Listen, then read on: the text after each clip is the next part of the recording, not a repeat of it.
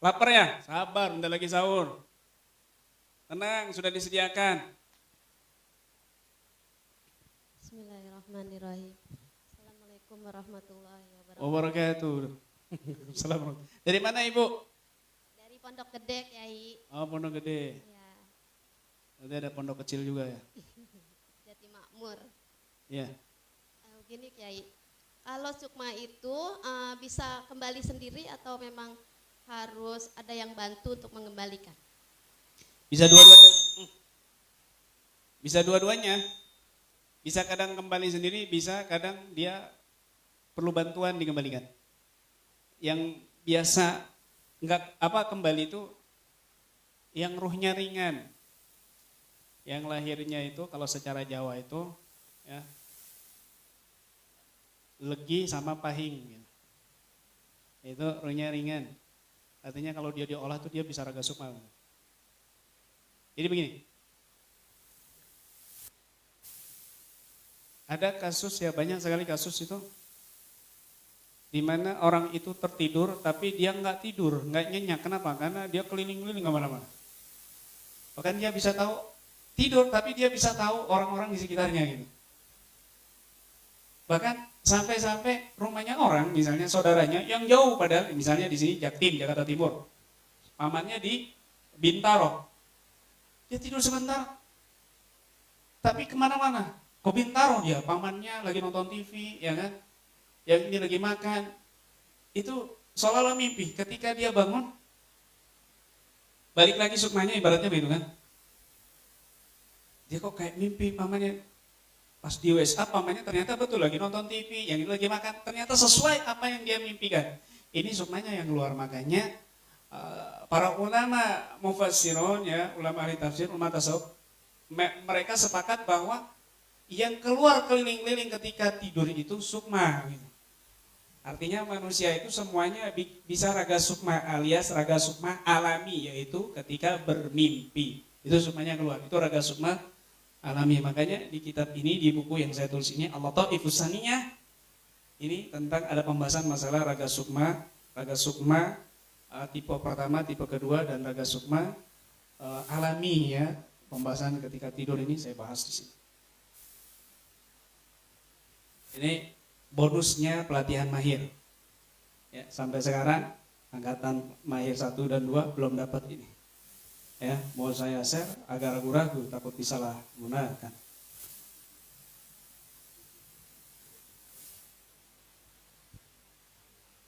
Allah. Jadi bisa seperti itu ya. Dan itu banyak dialami para guru-guru sekolah itu, kadang ada muridnya yang tidur ya, dibangunin nggak bangun-bangun, ya sadar sendiri, bangun sendiri. Ditanya kamu kemana? Ya, dia bilang loh tadi saya lo nyolek-nyolek bapak, tapi bapak nggak tahu, nggak berasa. Bapak tadi begini kan, begini-begini, tahu semua padahal dia tidur. Oh iya bener ya, berarti emang betul sukmanya loh. Ada kemarin pas pelatihan angkatan 1 ya, ada seorang guru SMK duduk paling depan ya. Itu belum saya upload. Waktu tanya-tanya itu ya masih ada di rekaman media kami, belum kita upload masalah itu. Baik. Ya, ada lagi. Tapi gini Kiai, kalau mimpinya ketika mimpi itu dia ada di kayak dia ada di alam lain gitu. Terus ngelihat banyak manusia diikat, nggak boleh nyebut nama Allah, terus dicambuk. Terus di tempat lain lagi dia pun nggak boleh menyebut nama Allah, terus mau dicambuk gitu. Tapi dia berkeyakinan kalau diri dia ini milik Allah gitu, nggak ada yang bisa memerintah dia siapapun kecuali Allah gitu. Terus dia ngelihat sekelompok lagi itu hanya ibadah gitu, sholat, tapi nggak bisa menolong yang lain gitu. Tapi terus tiba-tiba dia seperti ngelihat ada cahaya, terus dia tuh kayak ditarik keluar, terbang, terus ngelihat awan gitu, ngelihat alam ya seperti inilah gitu. Itu ya, bagaimana Kiai? Saya paham. Nama kamu siapa? Siapa? Emil Kamelia. Oke, dari Pondok Gede ya. Oke. Jadi yang kamu alami itu memang raga sukma, tapi itu dalam bentuk mimpi. Dalam bentuk mimpi. Cuma, aduh panjang lagi kalau saya mau cerita.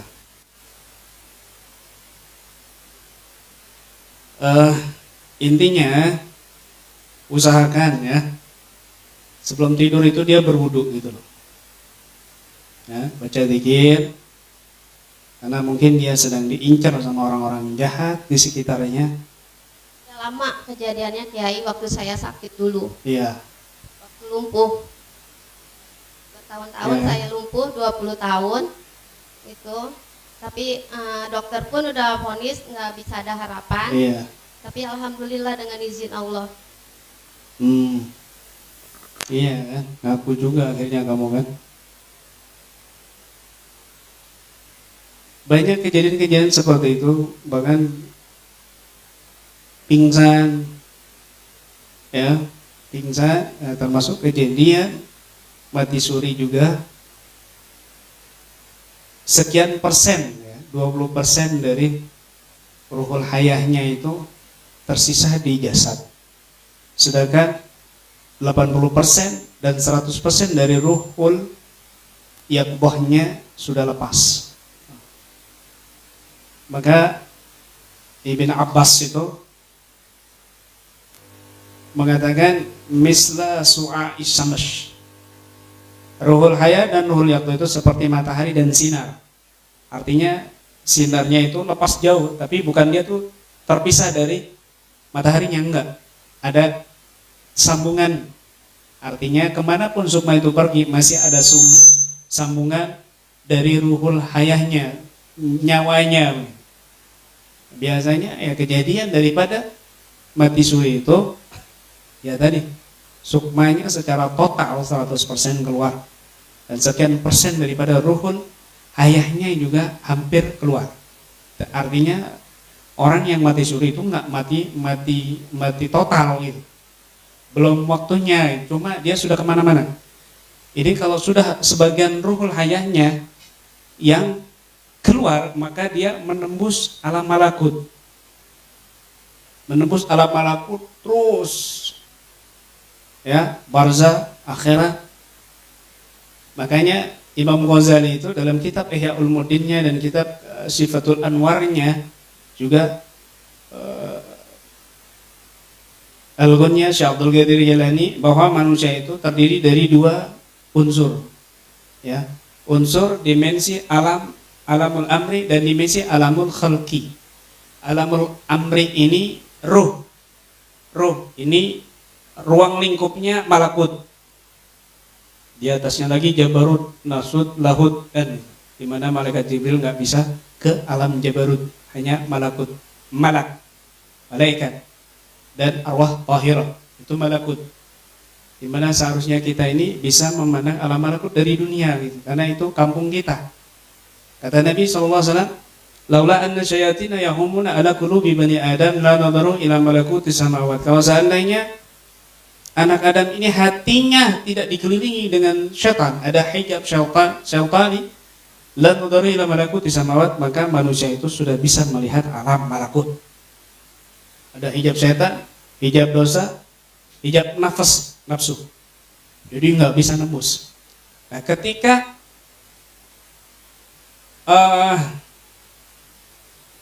alamul amrinya ini aktif, ya, lebih aktif, lebih dominan, nah, ini dia bisa keliling kemana-mana, ibaratnya raga sukma, ya. Bahkan dia bisa ke malakut dan seterusnya. Ini mata nih, ini mata ya. Mata kita fungsinya itu apa? Melihat, tapi harus ada wasilah kan begitu. Wasilahnya cahaya. Kalau nggak ada cahaya, bisa melihat mata kita? Nggak bisa. Nggak bisa, gelap, nggak bisa lihat, meskipun mata fungsinya untuk melihat.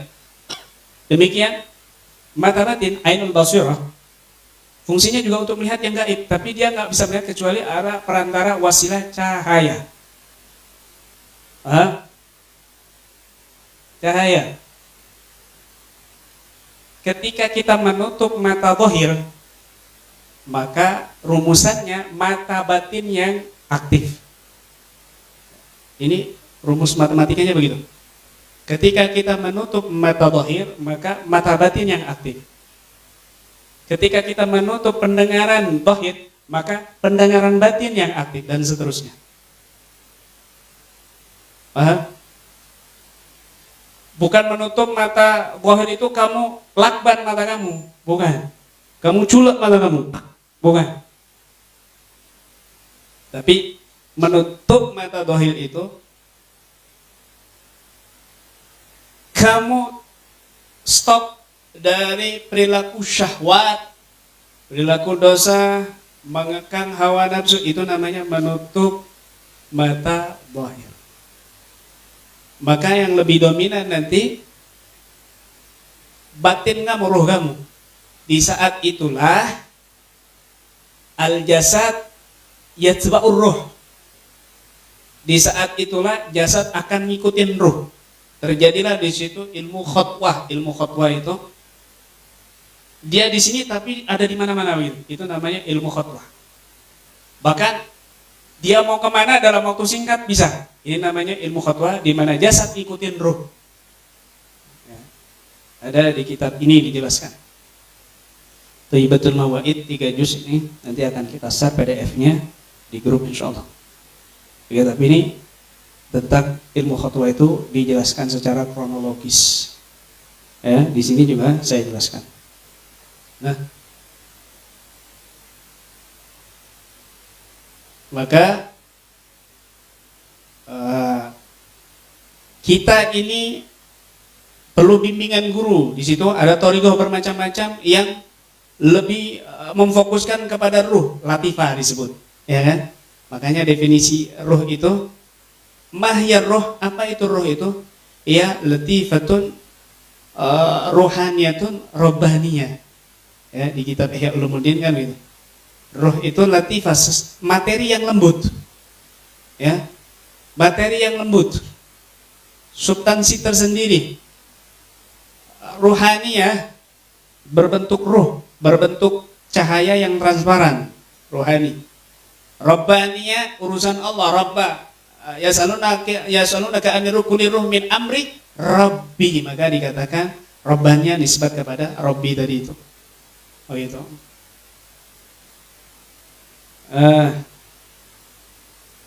Kalau roh ini bisa tembus dinding, tapi kalau jin nggak bisa tembus dinding.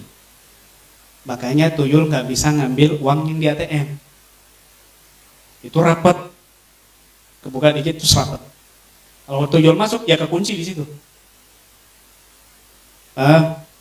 Semua jin ya, kecuali jin syaitan, ifrit, itu bisa. Tapi kalau jin-jin biasa yang dari marij minar, kan ada dua unsur, ada marij minar, ada minaris samum. Naris samum ini syaitan, ifrit, itu lebih dahsyat daripada marij minar. Marij minar itu dukhan lahu nar lahu dukhan, api yang ada asapnya. Tapi kalau minaris samum itu nar laisa lahu dukhan. Ya, di kitab-kitab tafsir seperti itu. Makanya kadang di tubuh ini ketika didiagnosa enggak kelihatan apa-apa, tapi si pasien sakit. Ini biasanya dari jenis narsamum. Tapi kadang-kadang kedeteksi, kok ada kayak garis-garis putih apa itu ya? Kok ada bentuk di situ apa? Nah, ini dari jenis marij minar. Kuntilanak, pocongan, genderuwo, tuyul itu marij minar karena dia berbentuk begini. Baik. Oke, sudah paham ya? Insyaallah ya. Baik, tidak ada lagi yang bertanya? Terakhir, belakang.